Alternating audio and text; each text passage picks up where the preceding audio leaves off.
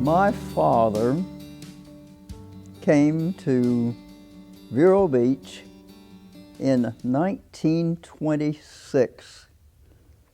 And so he got here in 26, and in the ensuing years he married my mother, and he brought her here in 1928. And then I arrived in 1929. So, yes, I was born here and I've lived here all my life. I was so fortunate to grow up in a small community where the three most important things were family, church, and schools. And those three things, I think, were elements that were ingrained in us, all of us. And I'm just glad I had them as guidelines. We were small. Vero Beach was small, and everybody knew everybody. So you had to go by rules, no matter what age you were. You knew what the rules were. If you didn't, somebody reported you at home long before you ever got back. So, but to grow up in a community this size, where we had freedom, but we were completely protected. We were protected from, because, as I said, because everybody knew me. Everybody knew our family. They said, "That's George Loy's child.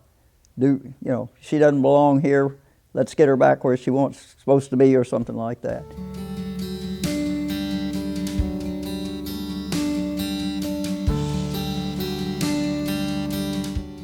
Some of our best friends lived on 39th and 40th, and they had a cow. So, nothing would be, but we shared the cow, and we shared the milk, and my mother made butter, and we all shared that. When I was a child, about 7 or 8 years old, I lived out on 42nd Avenue, which is what you would know today. And the Indians lived out Road 60, approximately where the 20-mile bend is. But they came to town every Saturday. And they would come, and they brought their wares, they brought their goodies to sell. And they were mostly blueberries. And there were 3 children in our family, and we'd see them coming, and we'd get so excited. There we were out there with our money, and here come the Indians. Here come the Indians, and of course they had on full regalia. Full regalia to them was their everyday wear, so that was attractive. But we would purchase our blueberries, and they would make tracks, work their way into town, and stopping and selling as they went along.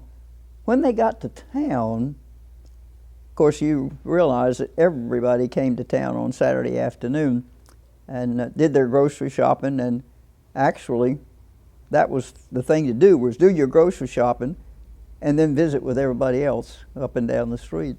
But the Indians would go in a store, and they would pick out the things that they wanted and put them on the counter, and then they would put all of their money on the counter, and then the storekeeper would take what was their portion and then give them their goods. So you see, there was a tremendous amount of trust between the Indians who were making the deals with the shopkeepers. So the Indians, that was a great event in my childhood. I remember on Saturdays as a teenager, my group of friends, I think there were 6 or 7 of us, we would gather every Saturday morning over at the river. And the reason for gathering was to secure a little boat with a little kicker on the back of it, and we'd get in that boat and we'd go cruising up the river until we got to an island up there, And I think the island today is still called Boat Island. But and we took our lunch and we swam, sunbathed. Didn't know enough to stay out of the sun, but we learned later. There was one school, which was elementary, junior high, and senior high, and it was all in one place. So you kind of started in one section and you just progressed. My graduating class, which was 1947, there were 76 in my graduating class. By the time I got out of high school and went to college, when I came back, I always had in my mind that I wanted to have a children's store. And the reason is because we had the men's, but I didn't want to work in, I could. The boss's daughter, I could. That wasn't any place for a woman in 1952 or something like that. So anyway, I did a survey once I came back from college. I did a survey and the survey showed that we did not have any business for children that concentrated. We had a couple of department stores and they had a few children's things, but I wanted a children's shop. I love children. We had what you call the fun business. People that came to us, it was fun. They came because there was a new baby in the family, or there was a child's birthday, or grandmother just wanted to spend some money. And we were in that business for 42 years. Well, we had a lot of days when we didn't really do a lot of business, but we sure did have a lot of fun. People would come by and it got to be kind of like a branch of the Chamber of Commerce. And people would leave messages for their children who were coming in after school in the afternoon.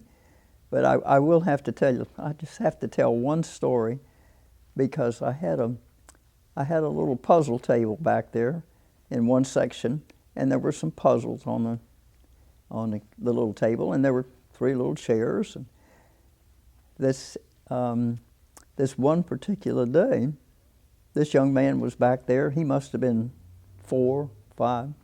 He was working the puzzle. He was busy, and I noticed him. And I also noticed that his mother was gone. Well, about that time, the telephone rings, and this voice says, "Alma Lee, did I leave Chucky down there?" And I said, "Yes, you did." And she said, "Oh, my gracious." This lady had 5 children, and when she brought them, she brought all 5 of them. And so anyway, that's been one of the best stories that I've had out of the story. But it was a happy business. Then there were days when we had 3 families in Vero Beach that each one of them had 8 children, and when they brought them, it was kind of almost chaos. But it was good business.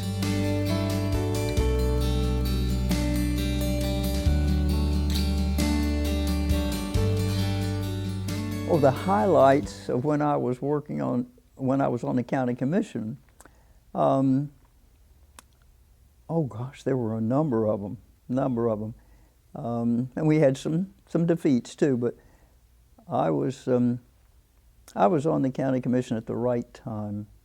I was there from 68 to 80, and it was a time when Indian River County was growing.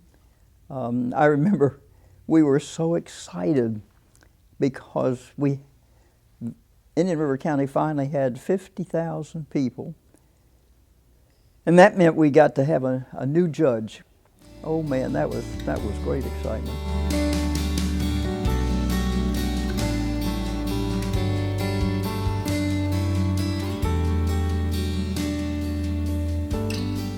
It became obvious that there was a need for a second bridge across the inland waterway, mostly because when the island had to be evacuated for storms, something like that, there was only one way to get off the island.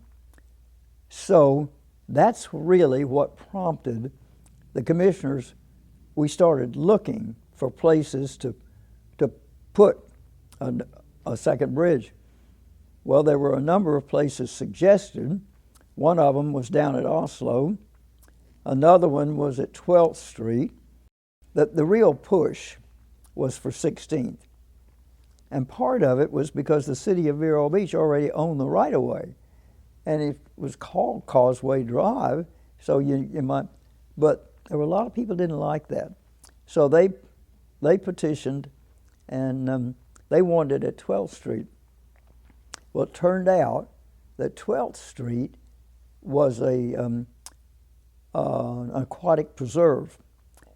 And we said, look, we cannot take on the environmental protection people. We just can't go that route. Well, okay, all right, they kind of acquiesced. But before we got the location solidified, we did have a lady who lived on the island, and she sued us because she was afraid that building that bridge in the location that we know today, that somehow it would disrupt the water plant and the sewer plant, and that way she would lose some dividends. Needless to say, that lawsuit was thrown out in a hurry. It's one of the few bridges that was ever built on time and under budget.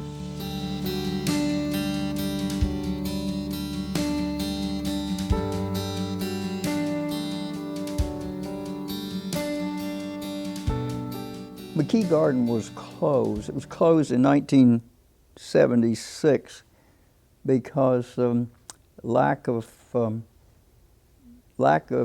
traffic coming down US 1. By that time, Disney had opened and everybody was headed out that way. So it dropped off. So the garden closed. The garden was actually what we know as the garden was actually purchased by the people who own the Vista properties around here. And it was slated to be a shopping center. Well, that didn't sit too well with a lot of people. So we band together, we got petitions. We said, this isn't going to happen. No way, Jose. So we raised enough money, and we made a deal with Vista Properties. We put so much money down, promised them we'd pay them, and we did. But we bought the property. The garden, the property that we bought, had been dormant for a long period of time. And it was so covered with potato vines and all kinds of growth. So what we had to do was every Saturday for months and months and months, the people who were interested in McKee would come to the garden and they would work. Oh man, pure labor, pulling out those potato vines and trying to clear, where is everything? It's back there somewhere. Eventually, we got it cleaned out enough that we could see the original paths, the original footprints were still there. The stone bridge was still there. And it was like, oh my gosh, like we were hunters. We had discovered something. But that was very exciting, and from that, led, one thing led to another, and we finally, 2001, we had our grand opening.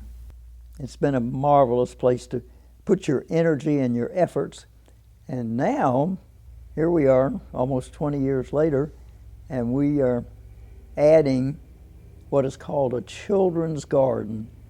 And the children's garden is, oh my gosh, makes my heart jump just to think about it, because it's going to be so special for the youngsters from this day forward. We need to make sure we keep our youngsters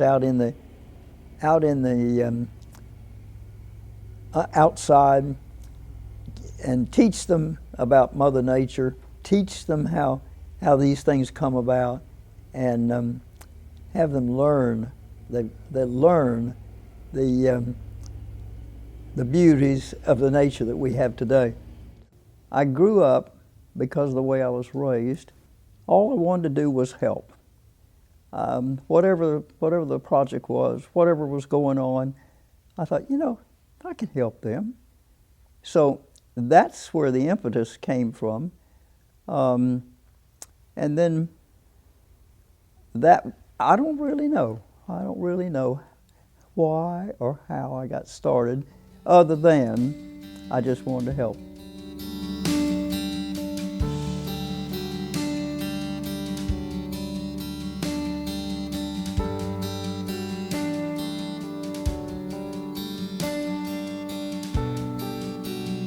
I think that the values that are obvious in this community were built and put together by a group of people who wanted to make Vero Beach different. We didn't want to be like the people south of us, and we didn't want to be like the people north of us.